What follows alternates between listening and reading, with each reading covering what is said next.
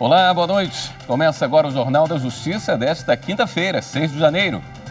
Vacinação de crianças. Ministro Ricardo Lewandowski arquiva pedidos de partidos após anúncio do Ministério da Saúde. PT e Cidadania pediam providências ao Supremo para que o governo federal iniciasse a imunização de crianças de 5 a 11 anos contra a Covid-19. Esse é um dos destaques da edição de hoje. Você vai ver também. Ministro Ricardo Lewandowski suspende reintegração de posse em prédio no centro de São Paulo. Ministério Público Federal pede que Twitter esclareça falta de opção para denunciar fake news sobre a pandemia. Presidente do Superior Tribunal de Justiça mantém prisão de réu acusado de comandar tráfico do PCC no interior de São Paulo.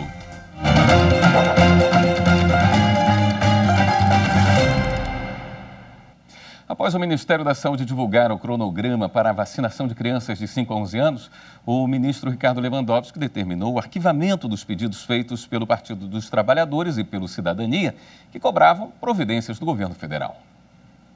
A Advocacia Geral da União pediu que fosse declarada a perda de objeto dos pedidos feitos pelos partidos políticos, uma vez que o Ministério da Saúde apresentou ontem o cronograma de vacinação para a faixa etária. No documento, a AGU afirma que o governo tomou todas as providências para uma decisão segura e responsável. Apresenta ainda resultados da consulta pública sobre o tema, em que 64% dos participantes discordaram da exigência de prescrição médica para vacinação. A AGU traz ainda um trecho da nota pública da Câmara Técnica de Assessoramento em Imunização, que faz um alerta sobre a chegada da nova variante Ômicron, que tem maior poder de transmissão e faz das crianças ainda não vacinadas um grupo com maior risco de contrair a doença. De acordo com o anúncio feito pelo ministro da Saúde, Marcelo Queiroga, as doses vão começar a ser aplicadas ainda neste mês de janeiro e não será cobrada a prescrição médica. A vacinação deve começar de forma decrescente e vai priorizar grupos com deficiência permanente ou comorbidades, além de crianças que vivem no lar com pessoas com alto risco de evolução grave de Covid-19. A partir de amanhã, com o retorno das atividades após o recesso forense, os fóruns e as unidades administrativas da Justiça do Trabalho da 2ª Região, no Rio de Janeiro, só vão permitir a entrada de pessoas que apresentarem comprovante de vacinação ou teste negativo para a Covid-19. Tanto o comprovante impresso quanto o digital vão ser aceitos. Já o teste negativo deve ser do tipo RT-PCR ou de antígeno não reagente para a Covid-19, realizado nas últimas 72 horas. A exigência vale para todos os frequentadores do TRT2, incluindo magistrados, servidores, advogados, membros do Ministério Público do Trabalho, estagiários, colaboradores, terceirizados e jurisdicionados. Somente os menores de 18 anos estão dispensados.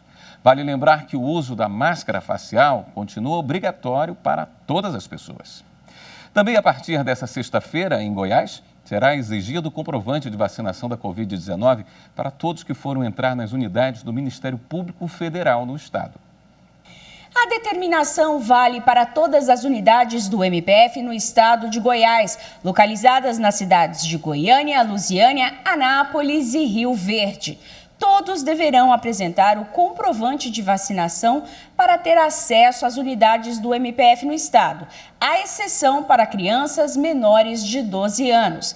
As pessoas que ainda não se vacinaram poderão entrar se apresentarem teste RT-PCR ou antígeno negativos realizados nas últimas 72 horas.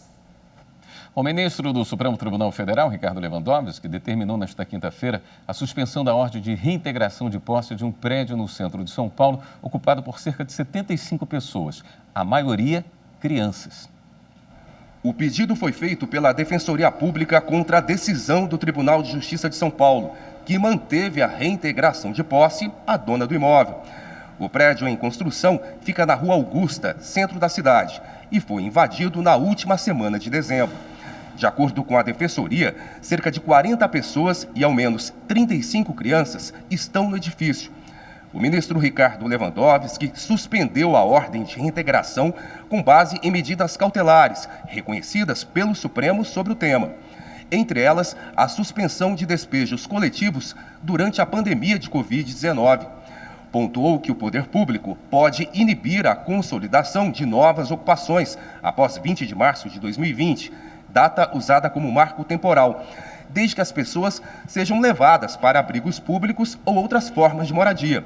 No caso em específico, não foi o que ocorreu.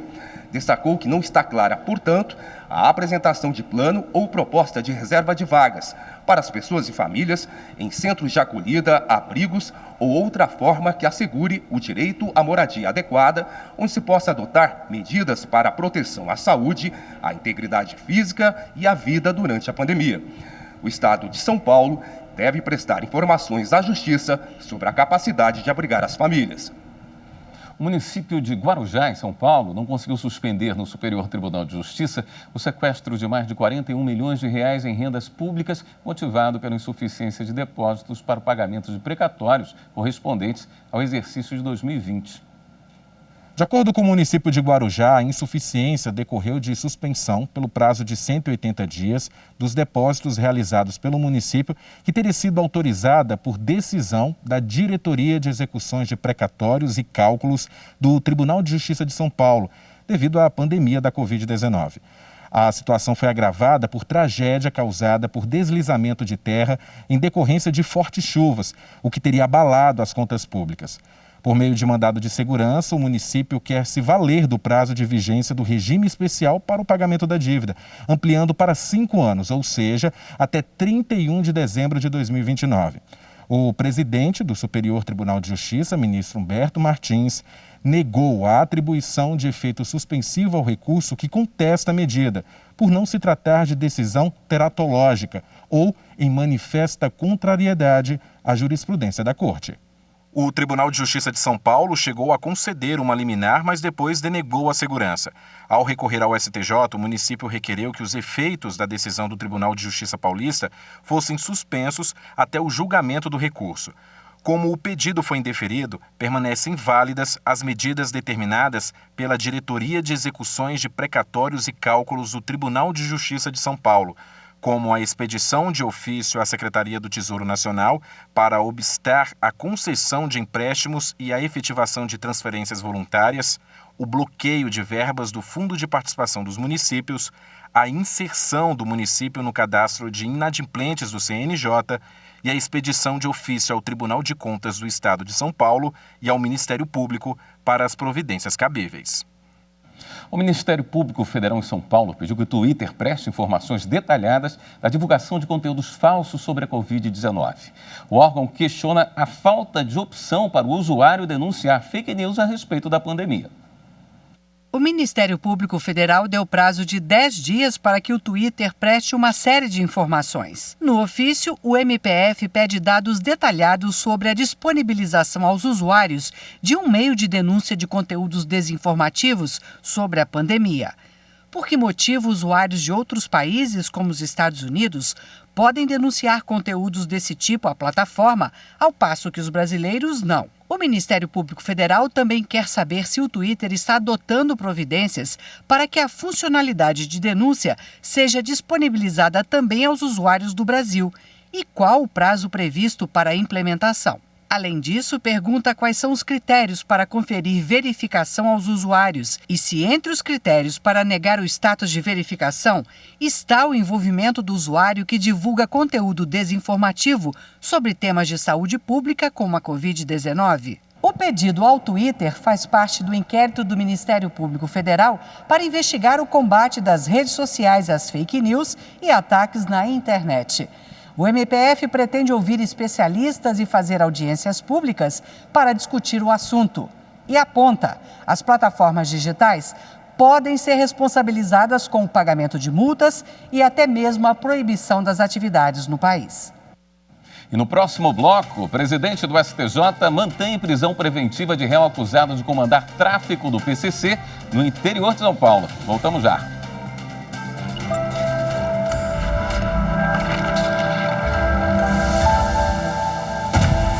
Uma Constituição é a norma base do sistema jurídico nas sociedades democráticas. O objetivo de uma Constituição é limitar a atuação dos poderes, para a garantia dos direitos humanos e dos direitos fundamentais. A Constituição é a norma de hierarquia superior num sistema jurídico democrático e condiciona hierarquicamente as demais normas, seja no seu critério material, seja no seu critério formal.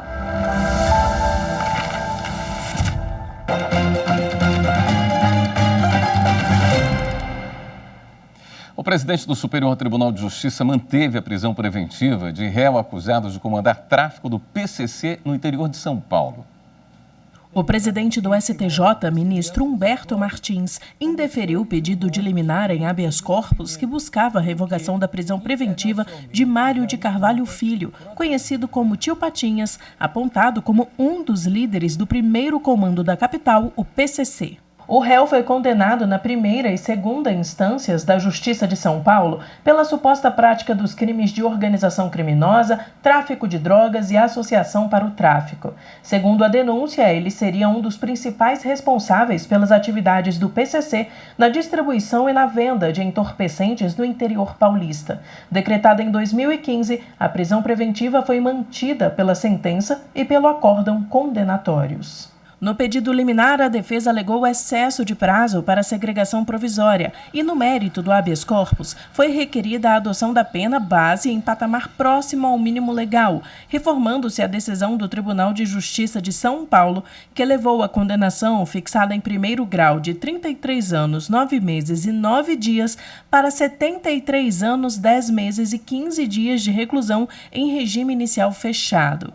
Ao negar o pedido de soltura, o presidente do STJ entendeu que não foi demonstrada, no caso, flagrante ilegalidade que justifique a concessão da medida de urgência e citou o precedente do STJ, segundo o qual a dosimetria da pena é passível de revisão no âmbito de habeas corpus apenas em hipóteses excepcionais, quando ficar evidenciada flagrante ilegalidade. O habeas corpus será julgado em definitivo pela 6ª turma. Em ação para combater facções criminosas no Rio de Janeiro, a Polícia Federal apreendeu hoje R$1,5 milhão em dinheiro escondidos em uma caminhonete.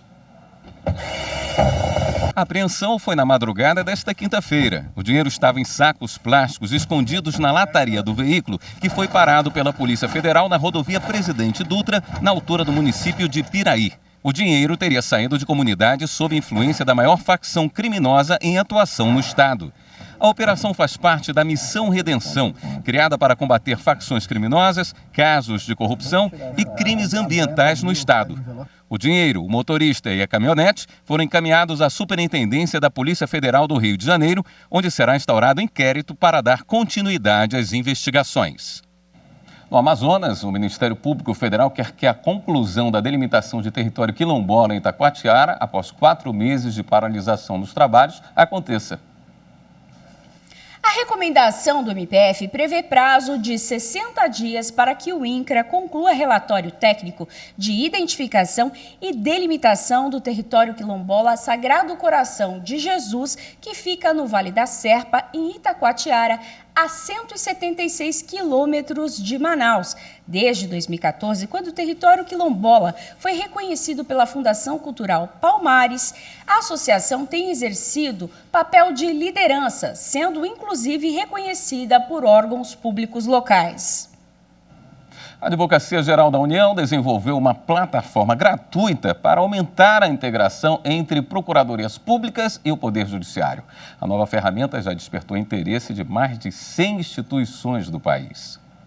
A Advocacia Geral da União desenvolveu uma plataforma gratuita que aumenta a integração entre as procuradorias públicas e o Poder Judiciário e que já despertou o interesse de mais de 100 instituições do país.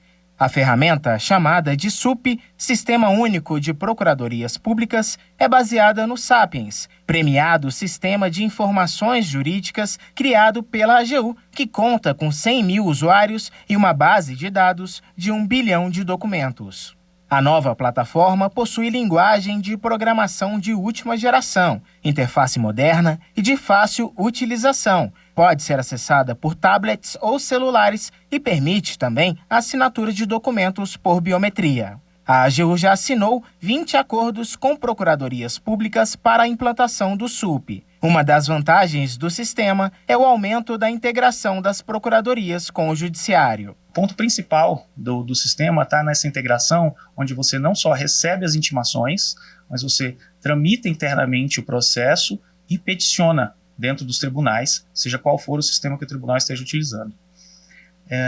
E posteriormente a isso, nós temos a questão do sistema de cálculos. O sistema de cálculos de dívidas, que é muito forte, muito importante para a Procuradoria, que entra então a criação de motores de cálculos para resposta de processos da dívida pública. O SUP permite o seu desenvolvimento em comunidade. As instituições que adotam a ferramenta podem contribuir para a evolução da plataforma de forma colaborativa.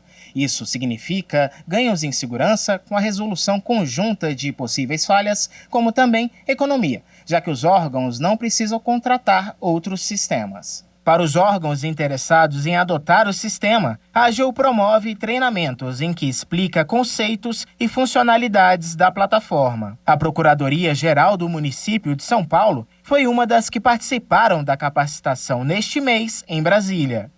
A ideia de trazer o sistema SUP é trazer um sistema mais moderno, mais robusto e mais adaptado para o novo trabalho do advogado, né, dos procuradores, que é um trabalho muitas vezes com volume e que necessita de informações que venham de várias fontes diferentes. Veja a seguir, retrospectiva 2021. Superior Tribunal de Justiça decide que divulgação de mensagens de WhatsApp sem autorização pode gerar indenização. A gente volta já.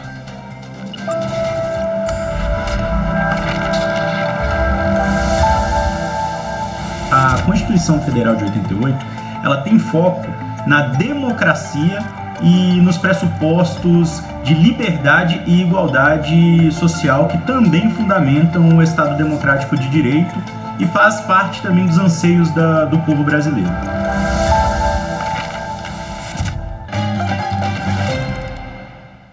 Os colegiados que compõem a área de direito privado do Superior Tribunal de Justiça atingiram a marca de mais de 102 mil decisões proferidas ao longo de 2021.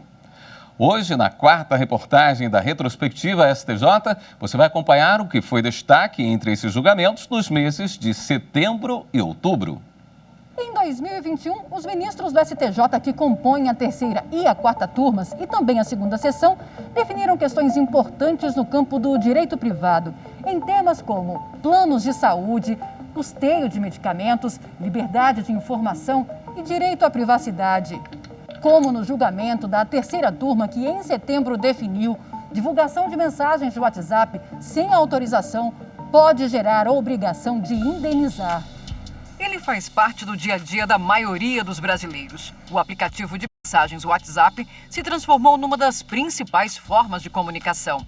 Em um caso julgado pela terceira turma do STJ, os ministros entenderam que a divulgação pública de conversas pelo aplicativo WhatsApp, sem autorização de todos os interlocutores, é ato ilícito e pode resultar em responsabilização civil por eventuais danos, salvo quando a exposição das mensagens tiver o propósito de resguardar um direito próprio de seu receptor.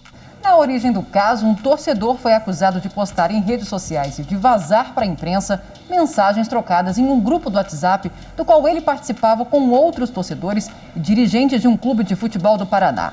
Segundo os autos, os textos revelavam opiniões diversas, manifestações de insatisfação e imagens pessoais dos participantes, o que resultou no desligamento de alguns membros do clube. Na primeira instância, o autor da divulgação foi condenado a pagar R$40 mil em danos morais aos integrantes do clube que se sentiram afetados pela atitude. A decisão foi mantida pelo Tribunal de Justiça do Paraná sob o fundamento de que houve violação à privacidade dos participantes do grupo que acreditaram que suas conversas ficariam restritas ao âmbito privado. Em recurso ao STJ, o torcedor sustentou que a gravação de conversa por um dos interlocutores não constitui ato ilícito e que o conteúdo das mensagens era de interesse público. Ao proferir seu voto, a relatora, ministra Nancy Andrighi, destacou que ao enviar mensagem a determinado ou a determinados destinatários via WhatsApp, o emissor tem a expectativa de que ela não será lida por terceiros, quanto menos divulgada ao público, seja por meio de rede social ou da mídia. Desta forma, a terceira turma entendeu que, assim como as conversas por telefone, aquelas travadas pelo aplicativo de mensagens são resguardadas pelo sigilo das comunicações, de forma que a divulgação do conteúdo para terceiros depende do consentimento dos participantes ou de autorização judicial. Já em outubro, sob o rito dos recursos repetitivos, a segunda sessão do Superior Tribunal de Justiça definiu que planos de saúde não têm a obrigação de custear fertilização in vitro. A tese de tema 1067 estabelece que, salvo disposição contratual expressa, os planos de saúde não são obrigados a custear o tratamento médico de fertilização in vitro. O relator dos recursos especiais que representaram a controvérsia foi o ministro Marco Buzzi. Ele considerou que a técnica médica de fecundação, conhecida como fertilização in vitro, não tem cobertura obrigatória, segundo a legislação brasileira e as normas da Agência Nacional de Saúde Suplementar, a ANS. O ministro observou que a Lei dos Planos de Saúde exclui a inseminação artificial do Plano Referência de Cobertura Obrigatória, mas inclui o planejamento familiar, atribuindo à ANS a competência para regulamentar a matéria. O relator destacou que há 2 resoluções da agência reguladora que se basearam na Lei dos Planos de Saúde para excluir a técnica de inseminação artificial da cobertura obrigatória.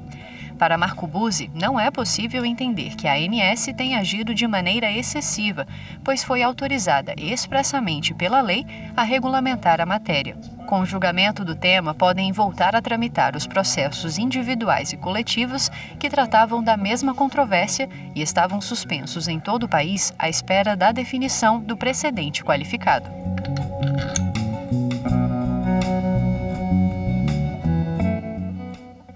E na retrospectiva 2021 do Supremo Tribunal Federal, você vai ver que o plenário da Corte decidiu que cada diretório de partido político deve responder por suas obrigações de forma individual.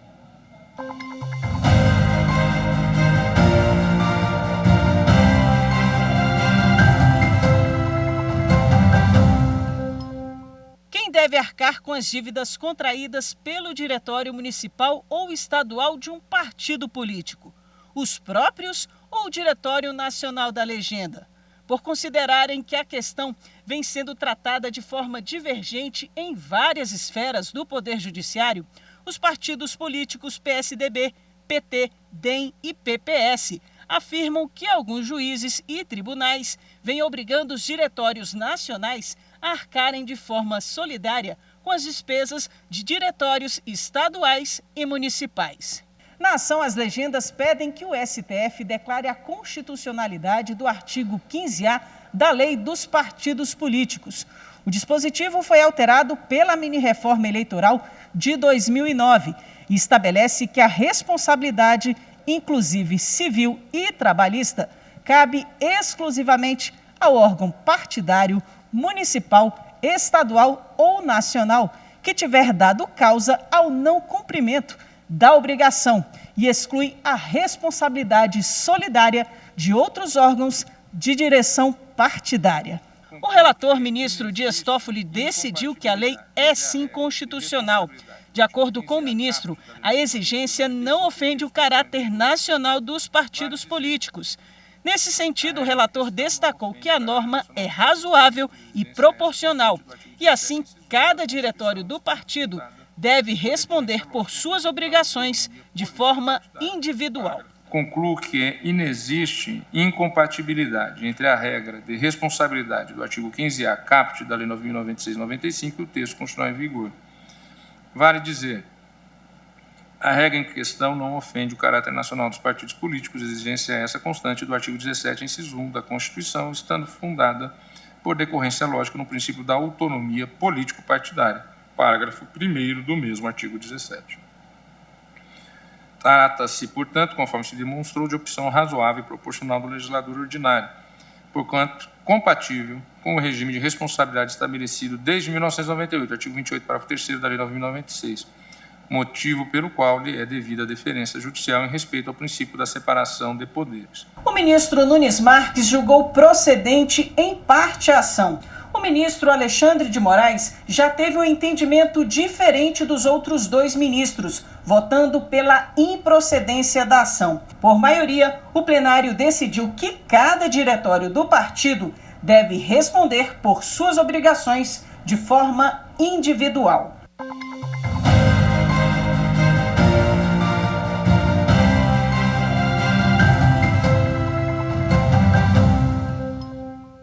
O Jornal da Justiça fica por aqui.